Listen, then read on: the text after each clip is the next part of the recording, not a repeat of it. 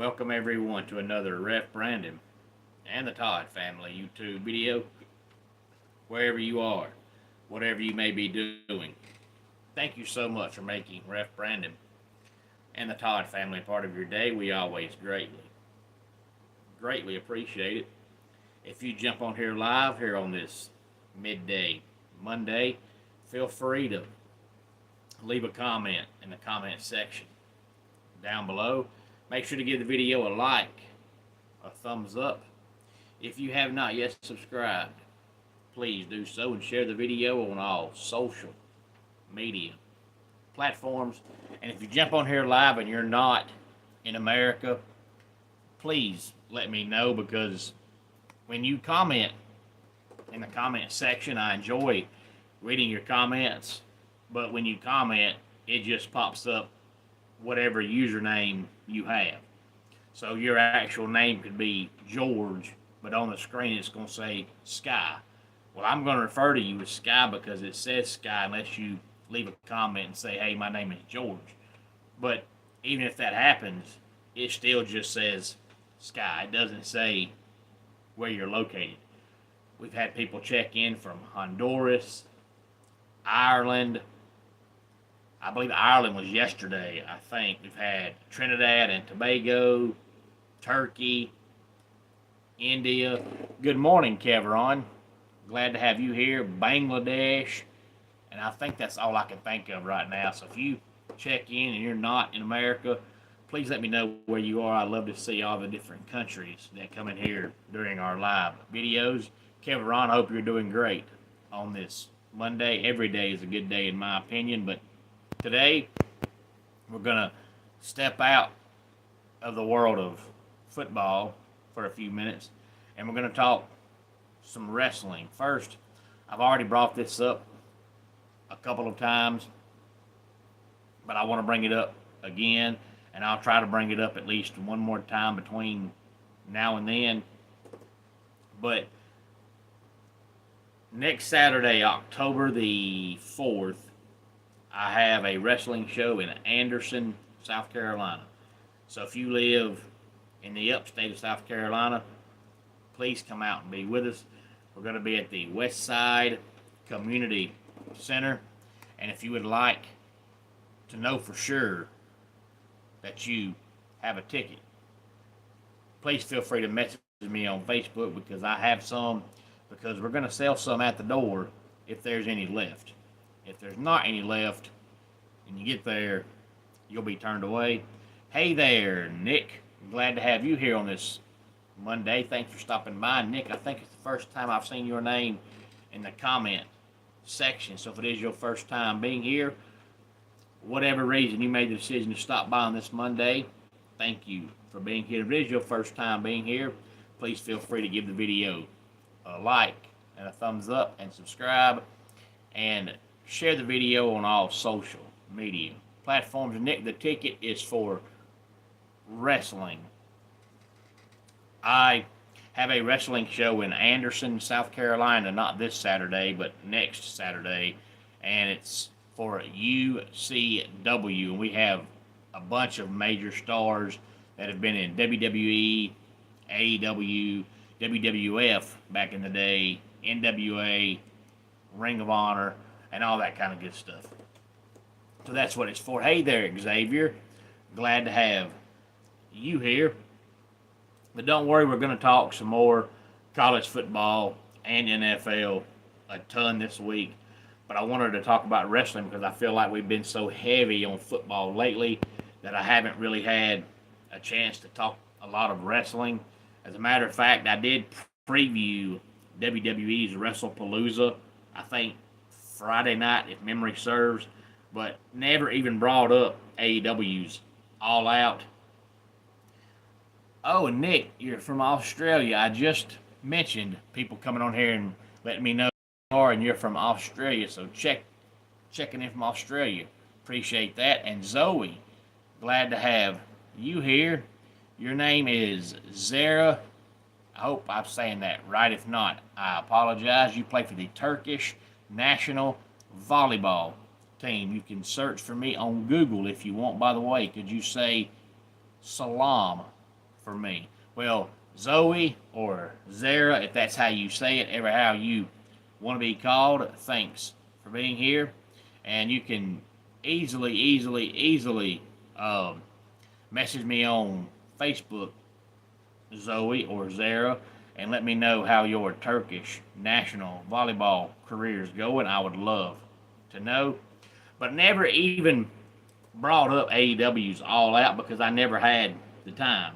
And I may not have the time later on this week with all the football stuff going on to talk about one or the other. So generally, I try to do WWE one video, AEW one video. But this week, I'm going to do them both in one video. They both took place over the weekend.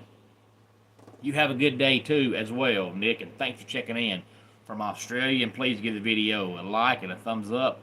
And if you have not subscribed, please do so. Xavier, I think it's your first time being here as well. If so, I hope you subscribe to the channel as well. If you're a sports fan, there'll be something here that you enjoy, I promise.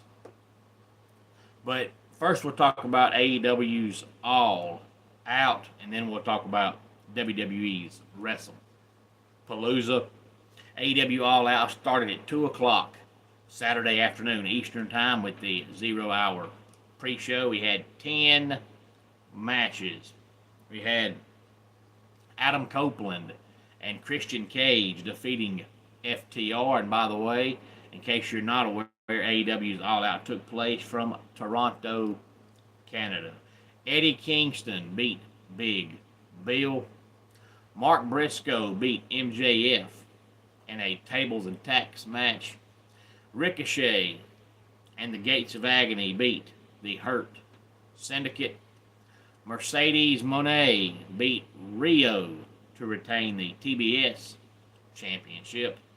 Kazuchika Okada beat Konosuke Takeshita and Mascara Dorada to retain the Unified Championship. Jon Moxley beat Darby Allin in a coffin match.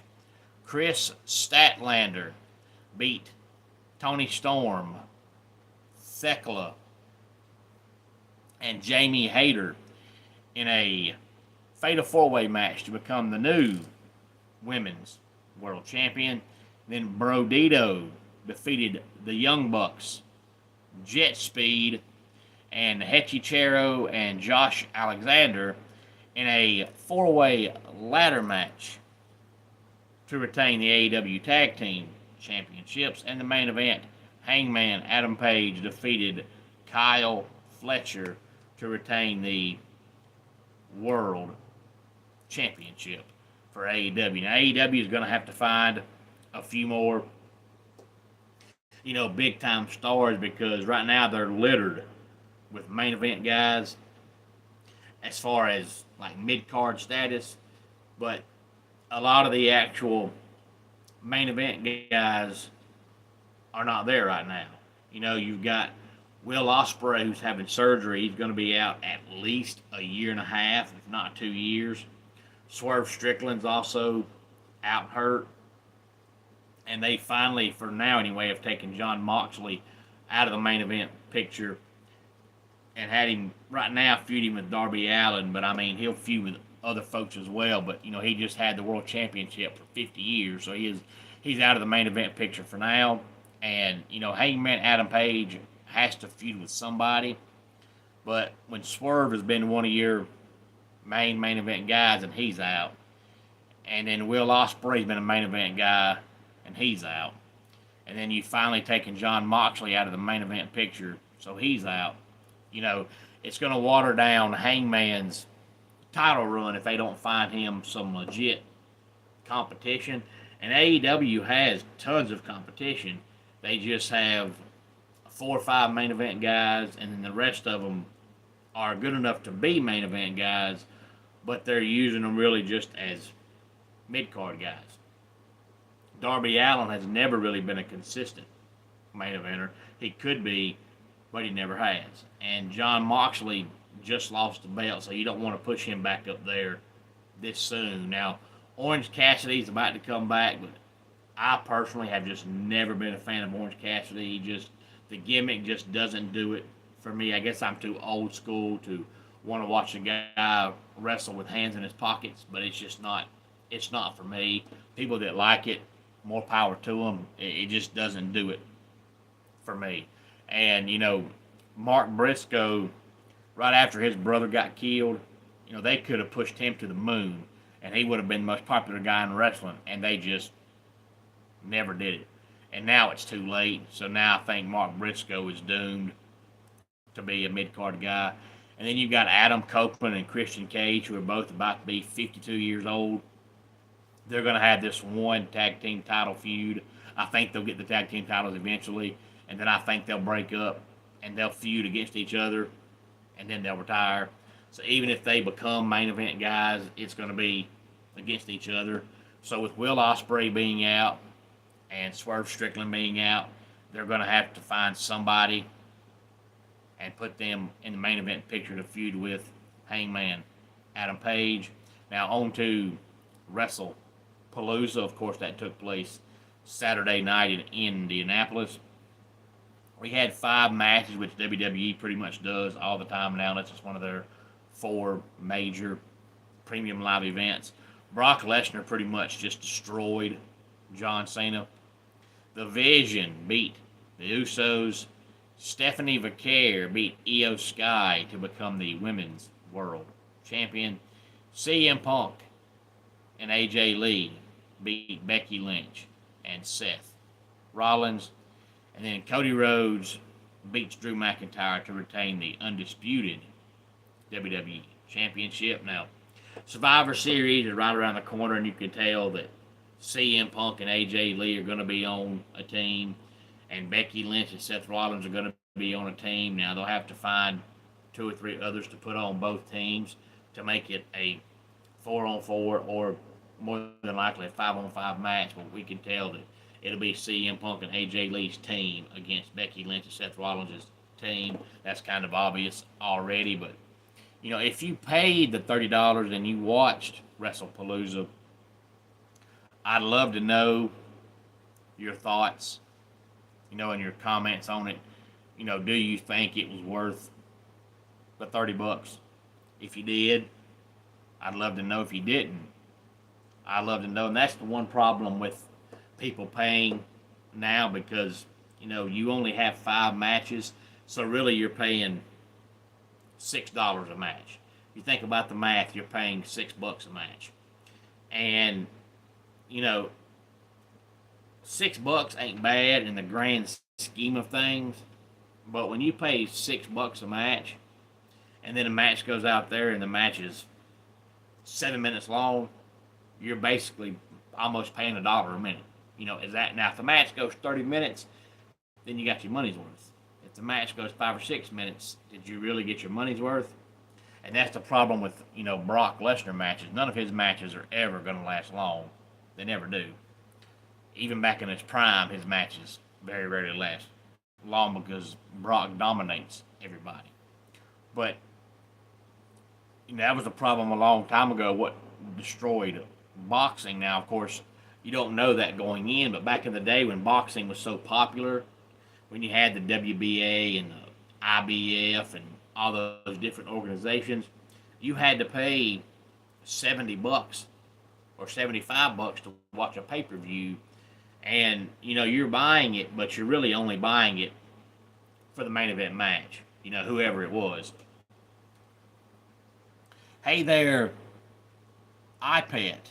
Glad to have you here on this Monday. But you might have paid $70 or $75, whatever it was. I think it was 70, but I'm not quite sure. It's been a long time ago. But you paid that for the main event. Now all the prelim matches came with it, but you're not paying $70 for a prelim. You're paying $70 to watch Oscar De La Hoya or Lennox Lewis or Mike Tyson, Evander Holyfield, Manny Pacquiao, Floyd Mayweather, whoever it was. And then you sit there and you have to wait 3.5 hours through all the prelims just to get to the main event fight. And then the main event fight is the first round knockout. Well, you just paid $70 to watch a fight be over in 2 minutes. So after a while, people got tired of paying that because you just don't know what's going to happen, and there's no way to know ahead of time how good or bad the fight's going to be. So you pay the $70, and you have a whole sweet tea party with good old sweet tea and nachos and cheese at your house. You bring all your friends over, and y'all get all excited, and the main event fight finally comes on in the first round. It's over with. Well, that's kind of what happens when Brock Lesnar wrestles. You're paying $30. He's on the card, and his match lasts 5 minutes. But people don't care when it's Peacock because, you pay Peacock, whatever it is, $8, $9 a month, and that's it. So you feel like it's free because you can pay that easily. You can replace 1 cup of Starbucks coffee and pay for Peacock. So if the PLE stinks, not a big deal. But when you're paying $30 a month and all of a sudden it's bad, you're like, man, I just lost my $30. So there's a big difference in losing $8 or $9 and losing $30. When you start paying $30 a month, if there's not some kind of big event or, big championship take place or somebody go from good to bad or bad to good or somebody huge return, you feel like you didn't get your money returned on investment. And return for investment's a big thing. And if it's $8 or $9 to watch it, you really ain't got to do a whole lot to feel like you got your money's worth. But when it's $30 to watch it, if something big doesn't happen, you feel like you got shafted. And that is the one good thing about AEW. I mean, AEW, their weekly TV sometimes is a dud. They have a hard time building up storylines. A lot of times, always have, but their pay-per-views are always great. And I know they're like $50, but with AEW, their pay-per-view, it's 9, 10, 11, 12 matches every pay-per-view. So even if you don't want to see every match, you're getting your money's worth because counting the pre-show with AEW, you're getting 6, 6.5, 7 hours of wrestling, 9, 10, 11, 12 matches. With WWE, you pay $30 and you see 5 matches and it's 2.5 hours. So there's a big difference in paying $50 for 5, 5.5, 6 hours of wrestling and paying $30 for 2.5 hours of wrestling. And, depending on the person, you might feel like you got shafted when you're paying $30 and then you see 2.5 hours of wrestling and that's it. Let's go ahead and get our dad joke of the day in here. How does a farmer find new cows to buy? He looks through the cattle law. And that does it for today's Ref Brandon and the Todd Family YouTube video. Until next time, it's Ref Brandon saying, just like in pro wrestling, life can be over by the count of 3. Tell your friends and family how much you love them.